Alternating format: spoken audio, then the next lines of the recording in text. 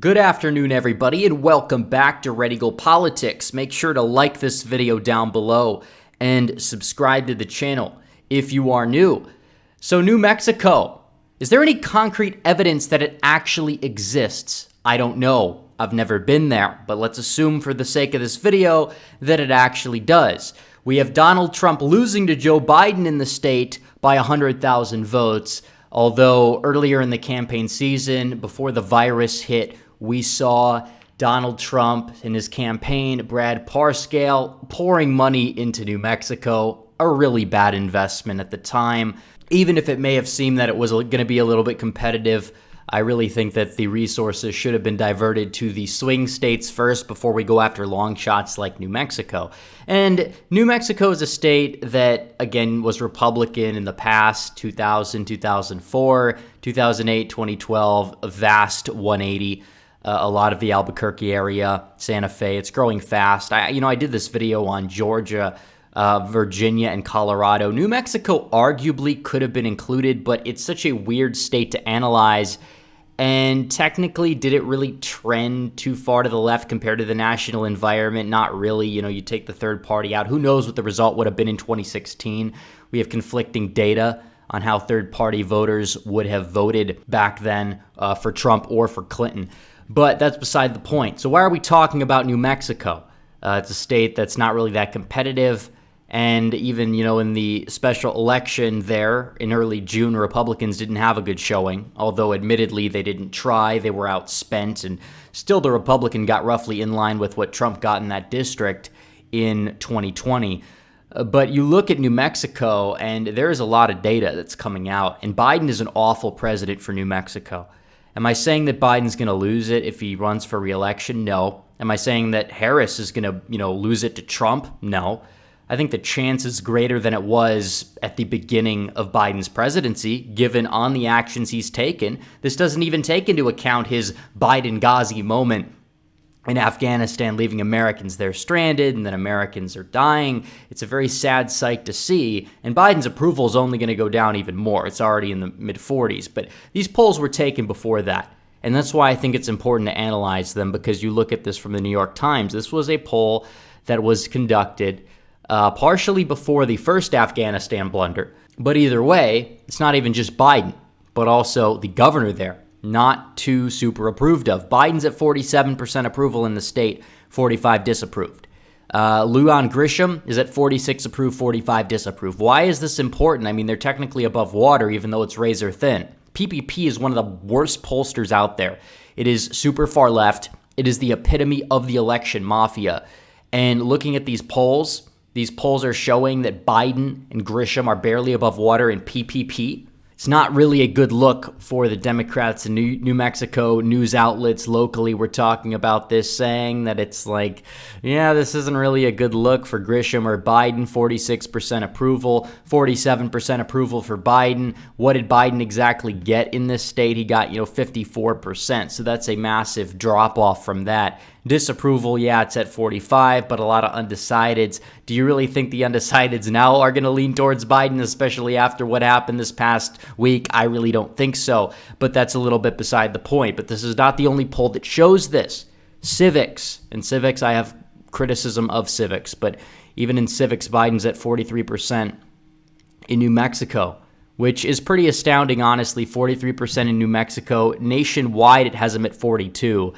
So roughly, New Mexico is in line with the nation, according to Civics. And yes, I have my criticism of Civics. A lot of it is online. But that's the second poll that shows this. You have a poll that's typically leaned right for Biden's administration and a poll that leans left altogether. And then you have a Republican poll out of New Mexico for the governorship election. And you have Lujan Grisham. She's under fire, restrictions, etc. Not exactly the most popular.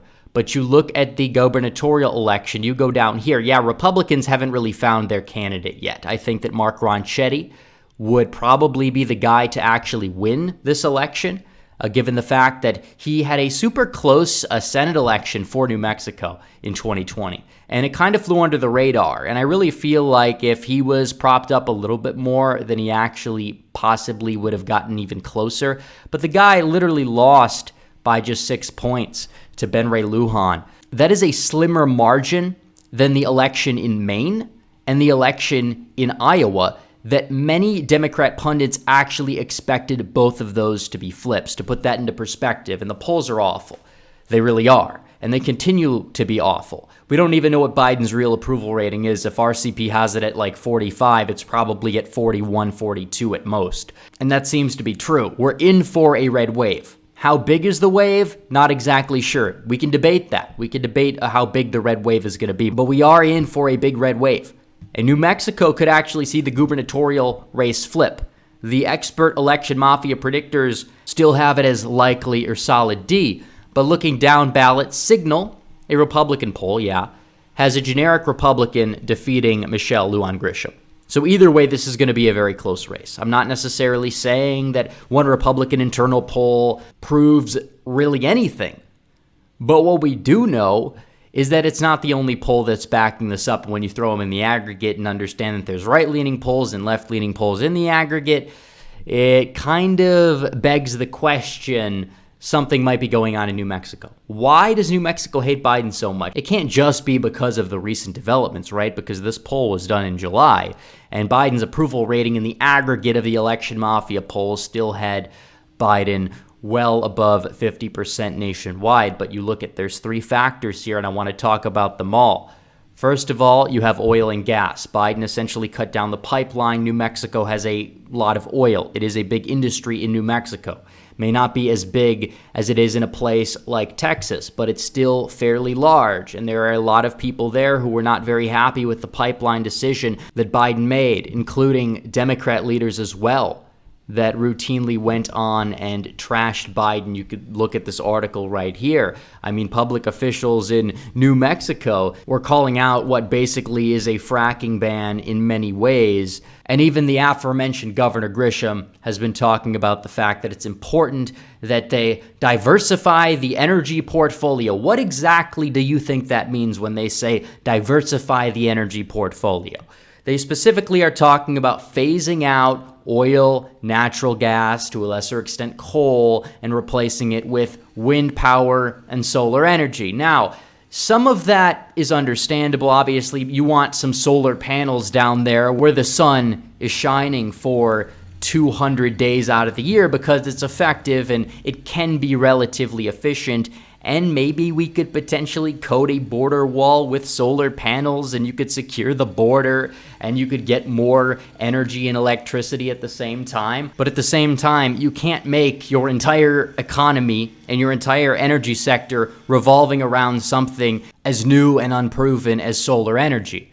Now, the bottom line about this, you look at this and you see the fact that there's quite a bit of oil, quite a bit of gas. There's even some coal fields up in the northwestern part of the state. And there's a lot of population up towards the north central part of the state, and there are a lot of gas jobs. It may not be the number one industry in the state, but it is still a large industry. A lot of the leaders had to push back. In fact, one of the reasons why Yvette Herrell won her seat back partially was because of Biden's pre-election rhetoric on fracking to begin with. So that also has to be taken into account.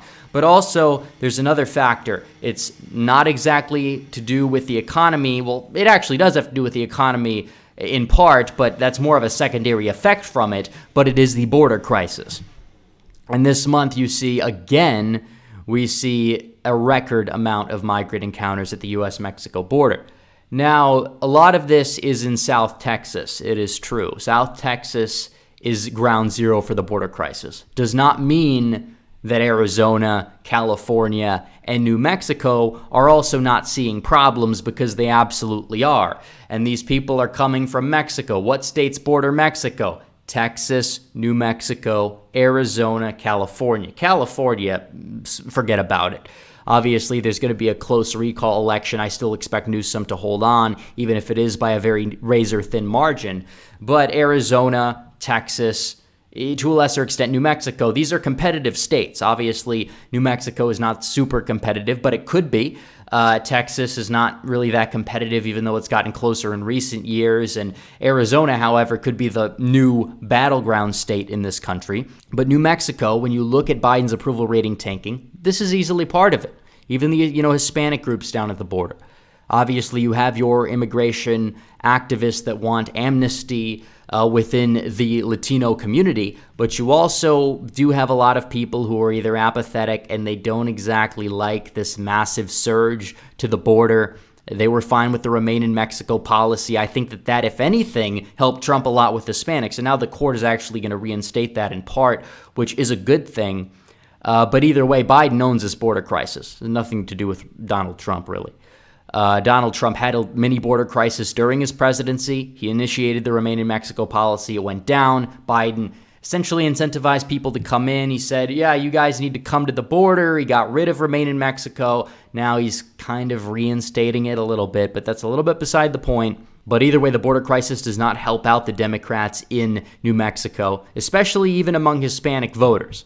And we look at the shift map a lot on this channel from 2016 to 2020. Before the election, we were looking at 2012 to 2016, which the shifts there were even more remarkable. But the only realignment level shifts that we saw were in Hispanic communities, not just among Cubans in Florida, but other groups as well, and also in South Texas and New Mexico as well. Now, there was suburban shift in the northern part of the state, up by where Albuquerque is.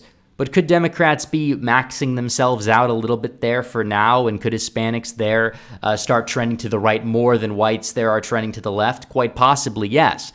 You look at some of these trends, 6.5%, 11 points, 11 points, 5 points. These are the Hispanic counties for the most part that are shifting vastly to the right. These more rural Hispanic counties, but their population does add up and their economies do heavily focus on oil, on gas. If you want to look at this, you could see in the Permian Basin, a lot of oil and gas there.